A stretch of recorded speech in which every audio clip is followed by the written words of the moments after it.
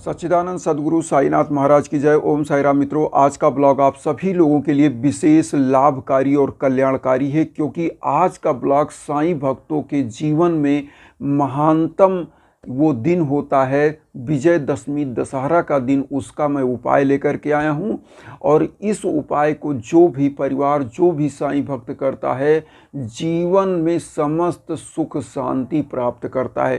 क्योंकि साईं भक्तों के लिए सबसे महान दिन है विजयदशमी दशहरा का दिन, और इसी दिन प्रभु श्री रामचंद्र जी ने विजय भी प्राप्त किया था। इसी दिन हमारे यहाँ नवरात्रि का समापन होने के बाद विजयदशमी दशहरा का पर्व मनाया जाता है। तो ये इसी दिन बाबा का महापरिनिर्वाण हुआ था। और मैं आपको बता दूं कि बाबा का जब समाधि लेने का समय आया तो उनकी एक भक्त थी बैजाबाई, और बैजाबाई के पुत्र थे तात्या। रामचंद्र पाटिल उनका नाम था, तात्या उनको लोग बोलते थे, और तात्या जी साईं बाबा को मामा बोलते थे। और तात्या जी का ऐसा हुआ कि बहुत ही बीमार थे, ऐसा लगा कि अब वो बचेंगे नहीं। तो बाबा ने क्या किया कि उनकी जगह पर विजयदशमी दशहरा के दिन खुद समाधि लेने का, उनका जीवन बचाने के लिए अपना जीवन उन्होंने उनके जीवन में ट्रांसफ़र किया। तो ऐसी मान्यता है। अब एक चीज़ ये होती है कि विजयदशमी का दिन बाबा ने क्यों चुना, अब मैं आपको बताता हूँ। जब बाबा को लगा कि अब उनका अंतिम समय आ गया, तो श्री बीझे, वहाँ बाबा के एक शिष्य थे श्री बीझे जो है, तो बाबा ने विजय दशमी का, प्रभु श्री रामचंद्र जी के विजय का कथासार सुनाने के लिए उनको बोला। और वो बाबा को कथा सार सुनाते सुनाते लगभग 8-10 दिन हो गया, और सुनाते रहे। फिर वो थक गए। फिर उनको बाबा ने आदेश किया इशारों में कि अब आप शांत रहिए। तो बाबा ने अन्न जल सब त्याग दिया, और 27 सितंबर 1918 को बाबा ने अन्न जल त्याग दिया, और 15 अक्टूबर 1918 ने बाबा में जो है अपनी शरीर को त्याग दिया।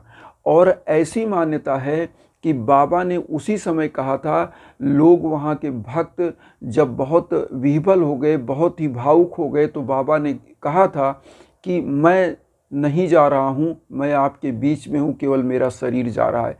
इसीलिए जो 11 वचन में बाबा ने एक लाइन आती है कि मुझे सदा जीवित ही जानो, अनुभव करो सत्य पहचानो।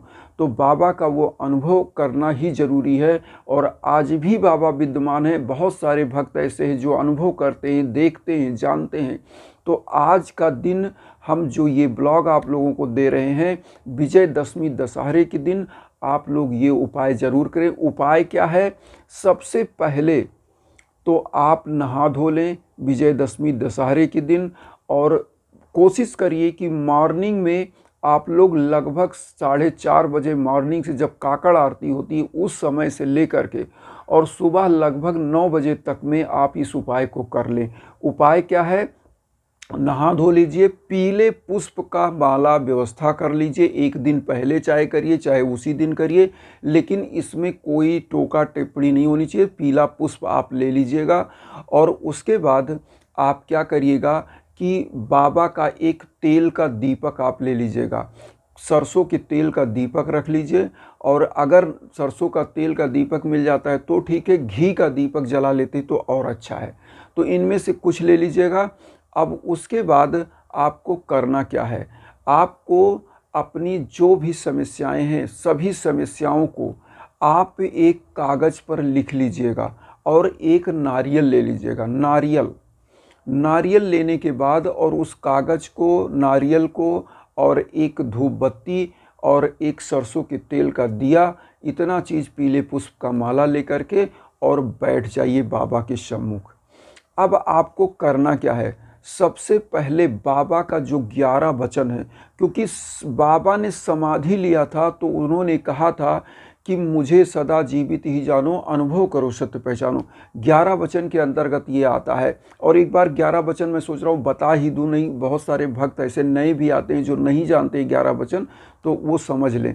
11 वचन में क्या है, बाबा कहते हैं जो शिरडी में आएगा आपत दूर भगाएगा, चढ़े समाधि की सीढ़ी पर, पैर तले दुख की पीढ़ी पर, त्याग शरीर चला जाऊंगा, भक्त हेतु दौड़ा आऊँगा, मन में रखना दृढ़ विश्वास, करे समाधि पूरी आस, मुझे सदा जीवित ही जानो, अनुभव करो सत्य पहचानो, मेरी शरण आ खाली जाए, हो तो कोई मुझे बताए, जैसा भाव रहा जिस जन का वैसा रूप हुआ मेरे मन का, भार तुम्हारा मुझ पर होगा, वचन न मेरा झूठा होगा, असहायता लो भरपूर, जो मांगा हुआ नहीं है दूर, मुझ में लीन वचन मन काया, उसका ऋण न कभी चुकाया, धन्य धन्य वा भक्त अनन्य, मेरी शरण तजलय नन। ओम साई ओम साई। तो मित्रों, ये जो है बाबा का 11 वचन है। बाबा ने शपथ पूर्वक ये चीज़ कहा है कि जो शिरडी में आएगा उसकी आपद, उसकी समस्त दुख दर्द मैं ले लूँगा। जो मुझे कहीं भी याद करेगा, मेरी किसी भी मंदिर जाएगा, अपने घर में मुझे याद करेगा, मैं वहाँ पर उपस्थित हो जाऊँगा। तो बाबा का ये, और ये जो मैंने बताया, अब उपाय कैसे करना है। उपाय में आपने सब कुछ ले लिया, पीला पुष्प का माला ले लिया, दीपक ले लिया सरसों के तेल का या घी का, और उसके बाद आपने एक नारियल ले लिया, एक कागज़ लाल पेन ले लिया, और ₹1 रुपये दक्षिणा के रूप में आप ले लीजिए। अब इसके बाद आप बाबा का जो 11 वचन है इसको 11 बार पढ़ लीजिएगा, और उसके बाद उसी में साईं चालीसा, साईं बावनी जरूर पढ़िएगा उस दिन, क्योंकि ये विशेष उपाय है, महान दिन है। इस दिन आप कोई भी लेजीपना ना करिएगा, ये महान दिन है, कभी जल्दी आता नहीं है, कभी आता है तो बाबा का ये ऐसा दिन है।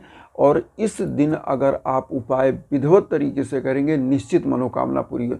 तो यहाँ 11 वचन पढ़िएगा, साईं चालीसा, साईं बावनी और आरती जरूर करिएगा। ये करने में आपको मैं बता दूं मुश्किल से मुश्किल 10 मिनट। साईं बावनी, साईं चालीसा, साईं आरती 11 वचन 11 बार, 10 मिनट से ज़्यादा नहीं लगेगा, बस मुझे बताने में जो समय भले लगे।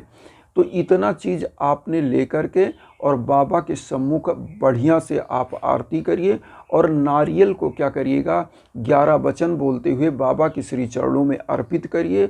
और उसके बाद आरती के समय में दीपक जलाइए, अगरबत्ती जलाइए, सुगंधित वातावरण कर दीजिए, और पुष्पों की माला अगर आपके घर में मूर्ति है तो उसमें लपेट के बढ़िया से पहना दीजिए।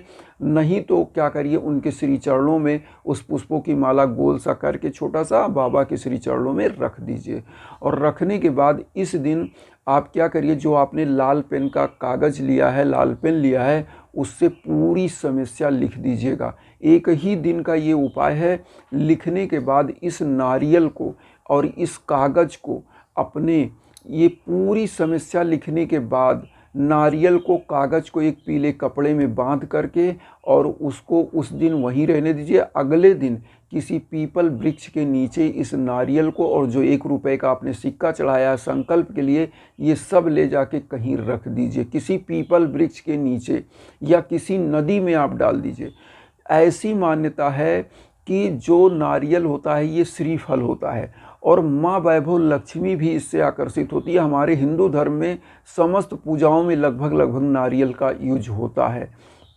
तो इसको ले लीजिएगा, और ये ले जा कर के आप किसी पीपल वृक्ष के नीचे रखेंगे जब, तो जो मान्यता है, ये मान्यता है कि जब आप किसी पीपल वृक्ष के नीचे रखते हो तो ये प्रभु विष्णु का प्रतीक माना जाता है। पीपल वृक्ष समस्त देवताओं का वास होता है इस वृक्ष में।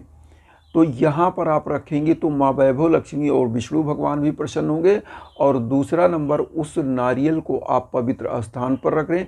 नदी में डालने से ये मान्यता है, जितनी दूर आपकी ये समस्या बह करके जाएगी, जहाँ जाएगी आपके समस्त दुख दरिद्रता, घर की समस्त जो भी मनोकामनाएं वो बाबा तक पहुँच जाएगी, वो समाप्त हो करके। तो बाबा आपकी मनोकामनाएं पूरी करेंगे। बहुत ही ईजी। और इस दिन कोशिश करिएगा गरीबों को दान दक्षिणा, कुछ फल भोजन जरूर दान कर दीजिएगा। कुछ नहीं, यथासमर्थ 1-1, 2-2, कुछ सेब संतरा केला जो भी आप होगा कुछ दान कर दीजिएगा, और फिर देखिएगा चमत्कार। मात्र 1 दिन का उपाय है, कोई दिक्कत नहीं, कोई वो नहीं है, 10 मिनट का उपाय है। जरूर करिए, जीवन सुखी होगा, सफल होंगे आप लोग, पूरा परिवार खुश होगा। और जब मेरा साईं परिवार खुश होता है, संपन्न होता है, सुखी होता है, तो मुझे भी सुखी और एक खुशी मिलता है। और आप लोगों के लिए ही मैं वसुधैव कुटुंबकम की भावना में जो चल रहा हूं, आप लोग अपना सहयोग आशीर्वाद के रूप में चैनल को सब्सक्राइब करके दीजिएगा और उन साईं भक्तों तक वीडियो ज़रूर शेयर करिए जो किन्हीं कारणों से कष्ट में, दुख में। इसी के साथ ओम साई राम।